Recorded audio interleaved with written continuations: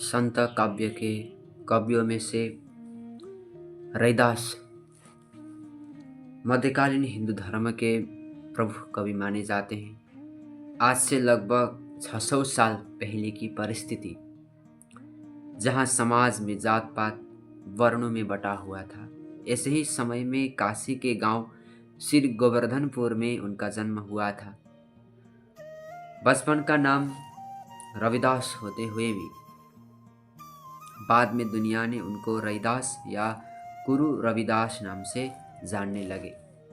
उनके माता पिता का नाम कलसा देवी तथा संतोष दास था। कुछ इतिहासकार पिता का नाम रघु और माता घुरनिया भी कहते हैं। वे भी बचपन से ही अलग विशेषता एवं गुणों से ओतप्रोत थे। भक्तमाल में कहा गया है कि रैदास रामानंद के शिष्य थे और उनके पत्नी का नाम लोना था।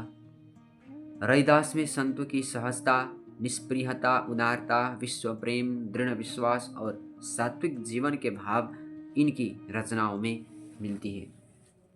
उनके साहित्य में सगुण निर्गुण चक्र के विषय में, साथ साथ हिंदू धर्म के नाथ योग संप्रदाय की अंतर्निहित अवधारणाएं भी सम्मिलित है। अंतर्निहित अवधारणाएं भी समाहित है। रविदास का काव्य ईश्वर, जिन्हें निर्गुण रूप में दर्शाया गया है, और उनके धार्मिक आंदोलन ने सभी सामाजिक वर्गों के लिए मोक्ष का, भक्ति का मार्ग अपनाकर धर्म में सुधार का प्रयास किया है। उन्होंने समाज में फैले हुए छुआछूत, उच्च नीच और जात पात तथा भेदभाव का खुलकर विरोध किया है। उन्होंने कहा कि मनुष्य की पहचान उसके कर्म और चरित्र से ही होनी चाहिए। संत रैदास ने तत्कालीन जात पात तथा जो वर्ण है, छुआछूत, उस पर प्रहार किया है। उन्होंने अपने भाव और विचारों की अभिव्यक्ति के लिए सरल व्यवहारिक ब्रज भाषा को अपनाया है, जिसमें अवधी, राजस्थानी, खड़ी बोली का प्रयोग किया है।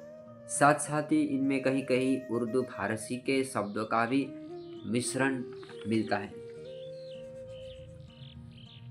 उनका पूरा जीवन मानवता, समानता और भक्ति का उदाहरण था। उनका जन्म ऐसे समय में हुआ जब समाज में ऊंच नीच, जातिगत भेदभाव और धार्मिक आडंबरों की जड़ें बहुत गहरी थी। उस युग में भी उन्होंने निर्भीक होकर इन बुराइयों का विरोध किया और सब मानव एक समान का संदेश दिया।